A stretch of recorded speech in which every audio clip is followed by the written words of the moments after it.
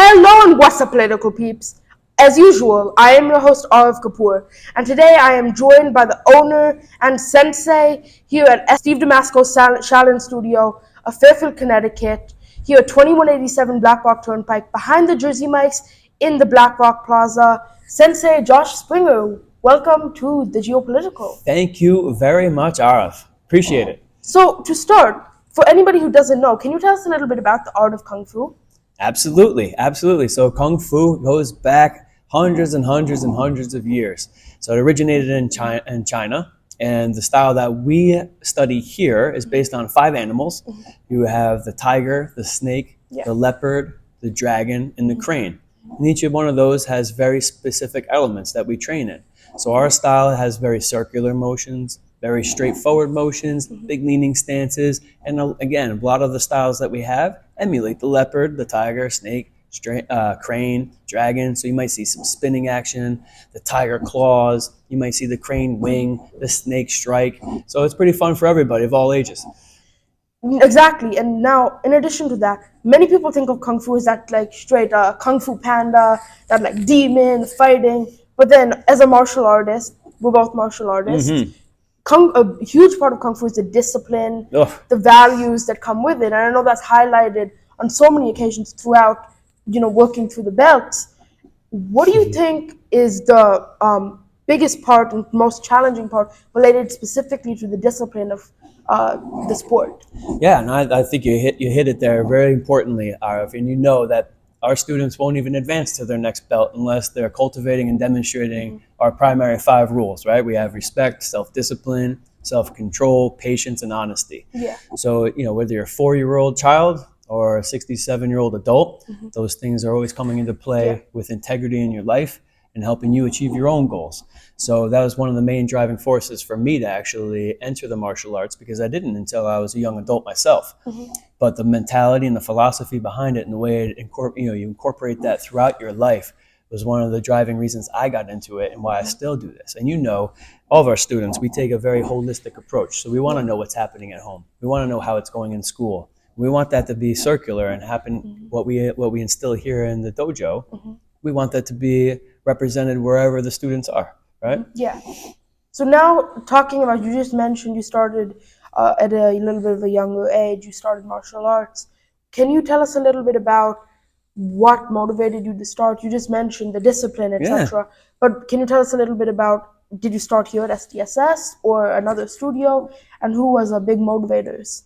I think I'm probably in the minority where I did not start as a child, and I actually started by studying Eastern philosophy. I was probably about 18 or 19, and books like the Tao Te Ching were very, very fascinating to me. They helped expand my own thinking, deepen my thoughts, and as I continued to read and saw the correlation between the martial arts and the mentality and the mindset that it takes to be an excellent martial artist, and again, how that translates throughout your entire life, again, with the discipline, the practice, the staying focused, treating others with respect, all those things really which took me over the edge. I was always athletic and I always did sports, and I was always interested in the martial arts. But once I learned a little bit more about the philosophical connection, that's what actually got me interested in going full bore. And I did start at SDSS, actually. I started in the Richfield studio and under Professor Meyer, who I still work with to this day. He still trains me 25 years later, which is pretty incredible. It's a long relationship. And it's done wonders for my life. And obviously I'm still quite passionate about it to this day. And now, in between, you just took over the studio, I'd say 5 months ago? Yeah, it's 7 months ago now. 7 months ago, okay, my numbers are a little bit close. Off. 2 months off. What were you doing? What kind of martial arts did you engage in for, I guess we could say, those 24 years? Yeah. So as soon as I started training, I should say, with Professor Meyer, I went full in. I was sold.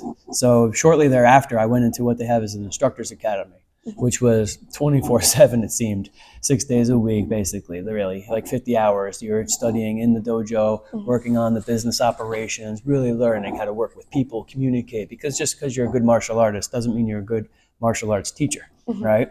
Just like you might be an excellent baseball hitter, but it doesn't make you a great coach, right? So there's a lot of communications, understanding. Again, we're working with people 4 years old into their 60s and beyond, it might be the same art, but you're obviously teaching it in different ways. Yeah. So when I got into it, I just started running the Richfield studio actually. Okay. Shortly thereafter, probably about a year and a half later, started helping out and then became more and more until I was eventually the chief instructor. Wow. Now, in between, I actually took a pivot. So I was very fortunate to have a great career in the nonprofit sector. And I worked for several really large nonprofit organizations, including 10 years at Save the Children, Okay. an international humanitarian organization. And I held several positions there, several leadership positions. And I was very, very fortunate to travel the world and meet people that most people don't get a chance to. Talking across the world, Asia, Africa, throughout Europe, Latin America, and right here in the U.S.A. So I really appreciated that. But over time, I became more and more interested in working specifically in my community. So the opportunity to purchase the SDSS of Fairfield was out there with Professor Meyer, and it was able to marry a couple of my strong desires, my passion for the physical arts, along with my passion to help the local community. Yeah. So I jumped right on it. So you just mentioned the word chief instructor. So are you're chief instructor and owner here at SDSS? That's correct. Yep. Okay, so now can you tell us a little bit about when you came to SDSS Fairfield? It had been through a couple different phases before you kind of came and Including COVID. took over, including COVID. A few wild cards in there. About 3 years of phases Yeah. before we have some more stability here. Yeah. Now that you came, what were the hardest parts of fixing this administration? I think that was I don't know if I'm going to use the word fixing, but yeah, improving. Yeah, no, I know what you mean, and it's a great point. And that was actually one of the opportunities that I saw, and I was very excited about. And actually, when I was looking at the different towns to work in and open an SDSS, that's why Fairfield was actually most appealing, because it obviously had a very strong base and a strong community already that existed, right? Even despite COVID and a few different owners, because there were so many wild cards out there in the world. So the fact that it was there and needed an owner, I knew an owner would really take it to another level. And I know Fairfield very well. I was working here for 10 years with Save the Children. I also worked here for a few years with another group called Foundation Source. So I've been familiar with Fairfield, and I love the people. So I was very excited to see and really put the blood, sweat, and tears into the studio. Yeah. And really, like you were saying before, really cultivate that sense of community. Again, it's more than just an activity where we come or the child comes and the parents leave. We're really integrated. We want to know what's happening at school, with the behavior, with the friends as they go. And it's a beautiful thing to see people as they mature throughout the ages and go through the different belt ranks. That's not something I take for granted at all. Yeah. So can you tell us a little bit about what's required to progress to each belt? Yeah. For anybody who doesn't know. Certainly. So when you're a youngster, for the kids that start out, typically, like you alluded to earlier, a lot of what we're looking for is the character traits. Listening, the self-control, respecting others and treating others the way they want to be treated. Obviously, we're going to be putting a lot of emphasis on punches and kicks as well, but they're kind of equal at that stage of the game, right? As people start off as kids, they might learn some basic strikes, some basic kicks, blocks, and they also learn something called a defensive technique. And we have a number of techniques that you learn, usually about one each belt. And when you're younger, when you're an adult, the system is a little bit different. There's a variety of techniques that you need to learn. Also some extended forms that might take about a minute, give or take, to finish. There's a memorization patterns that's really good to help keep the mind sharp and obviously keep your body fit. So again, it's a combination. It's the techniques. We're looking for proficiency, making sure that you know them. When we call out the number, you can do it as soon as we call it out. And as you go, those techniques that you learned when you were younger continue to get stronger in addition to learning new ones all the time. So it's a constant evolution, and it's an individual path. So, what the bar is for somebody physically might be different. There might be some hindrances there. Maybe there's some certain ability levels. So effort is a huge thing that we want to see. If we see somebody coming in focused and they're giving it their all every single class, and they're really showing that discipline, the self-control, the focus, and the respect, that's obviously going to get them advanced through the belts faster than anybody else. Okay, and on that note, kind of transitioning slightly to rather than martial arts itself, we've already touched on this a little bit. being a business owner within Yeah. Fairfield itself. It's a martial arts in itself. Truly. So you have kids, right? Yes, sir. Being a full-time owner, you're teaching all the classes. From when's the first class? When's the last class you teach? Generally, we're talking about 2 or 3, maybe 4 o'clock, depending on the day, until close to 9 o'clock at night. 9 o'clock at night. So that's like 5 hours of classes, plus whatever administrative duties you have to do during Absolutely. the day.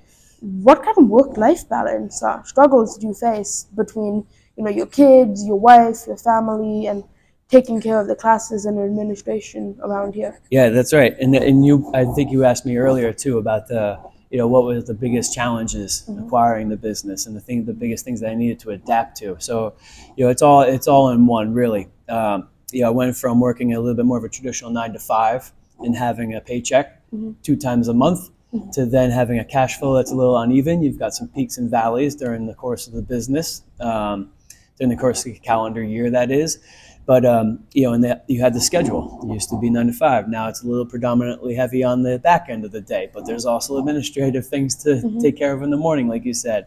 I'm everything from a janitor to a marketer to an events coordinator to an accountant, and a martial artist and a martial arts coach and instructor. So there's a lot of hats to be worn. But I think as any small business owner, I think would attest, you have to put certain limits and you have to set some boundaries for yourself, because obviously the wife, the kids, those are going to be the priority any day of the week, any time of the day, right? And that's where the true passions are. So you have to make sure that there's time there. There's some sacrifices for sure to be made, but you have to make sure that there's some dedicated time. And it is. It's something that's constantly for anybody in any profession. But when you're a small business owner, there's always another level, right? There's always another aspiration. So you do have to balance it out, because you don't want to sacrifice things that truly mean the most to you at home just by spending too much time with your own business, whether you have a marketing firm, whether you're a martial arts instructor or you're an accountant or you're a consultant, whatever your small business is. No, in terms of working directly with the kids, like you're in front of a kid right now, what's the biggest challenge you could possibly face with the kid, and how do you jump over that hurdle? Well, you know me, I love working with the kids. I love working with people. That's why I'm here. But with the kids, it's the passion of the job. So no two kids are exactly alike, right? Yeah. So I think for me, what I try to do is dedicate a lot of time really getting to know them. So speaking with them before and after classes, seeing how they respond to certain language. You got to change it up. Sometimes it's a little trial and error. You can't just use one form of diction, one tone the whole time, right? Some kids respond a little bit more animated. Some need a little more firm delivery of the instruction. So you need to be aware of that. And when you have a group full of classes, you need to be flexible, right? You need to be able to shift. Some classes, that might be the same class and the same set of kids, but maybe one day the energy is a little lower. So you need to be able to adapt on the fly immediately. Sometimes the attention might not be there throughout the whole class, and maybe you have to pivot, right? So you have to be good at improvising for sure. But when you spend the time and really get to know all the kids and like what motivates them, how they respond, is it firmer talk? Is it certain words that they respond to? Talking to the parents as well. What kind of words are you using at home? So we can mirror that here. So they're not just hearing things that sound like different messages, even though we're trying to say the same thing, but we're using different words. All this, it goes into making each person tick, whether they're a kid or an adult. And on a separate note, you mentioned earlier, if you're not comfortable answering this question, there's no pressure. Oh, that sounds good. You got my attention, my friend. It's nothing special. You mentioned the cash flow earlier. Is that something that, as a small business owner, is that something that you have struggled with or you are prepared for? And what do you face going from, as you said, you can count on this paycheck to be in your account, every 2 weeks. Yeah. Here, if everybody doesn't enroll in classes or something happens, then that fluctuates. Yes. How do you deal with that discrepancy in pay? It's a great question, Arav. And there's one. But one of the good things too is being part of the SDSS school system, where we have 16 schools across the Northeast. There's 7 just in Connecticut alone, and Professor Meyer overseeing most of them, and it serves as a good guide. So even before assuming, we kind of went through this on things to expect. Where the high points are during the year, where you can expect to have a dip. events that you can have to kind of balance things out. All these things were things taken into consideration beforehand. And obviously it's a win-win just growing the studio. So we want to grow the studio, not just obviously for my own personal income, but Yeah. the more we grow the studio, the more things we have, the more events we can hold, the more instructors we can bring in. It's going to be more vibrant for everybody. So everybody's winning in that case. So it's good to have an authentic, like me as a marketer, I'm very open. Sorry for hitting the microphone. No, it's okay. But me, I want to grow it. I want a community. That's Yeah. why I went into this. This is where I spend most of my time. I had a good career, but the community feel and the community vibe is really what I want to do and grow this really truly together. So as of now, is this considered a franchise? Not technically a franchise, no, but it's a similar operating model. Okay, thank you so much. And with that, is there anything else you want to say before we kind of wrap up today's interview? No, that's great. Arav, what would you say? How about your personal experience with the martial arts? Great point. I should have went over that. I attend classes here almost weekly, and I have a great time. I'm currently a brown belt, newly a brown belt. Congratulations again. Thank you so much. Couldn't do it without great instructors like this. And every day I come in here. Every day I come in here. I'm engaged by Sensei Josh. He teaches me, and not only teaching me the moves. If I'm struggling, I don't consider myself the most athletic person. If I'm struggling with something, he'll give me a workaround. He'll give me a solution to that. And so it's truly the biggest misconception, but with kung fu, karate, and any other martial arts, is that you come here, you do the kicks, you do the punches, and then you're out.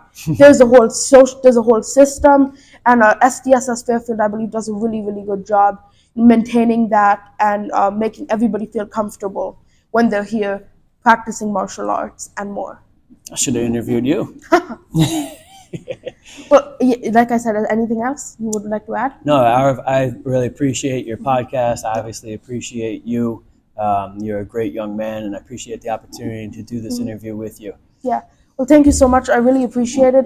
Again, here at 2187 Blackhawk Turnpike, behind Jersey Mike's in Blackhawk Shopping Center, I am Arav Kapoor from the GeoPolitical, alongside Sensei Josh Springer. Have a great evening.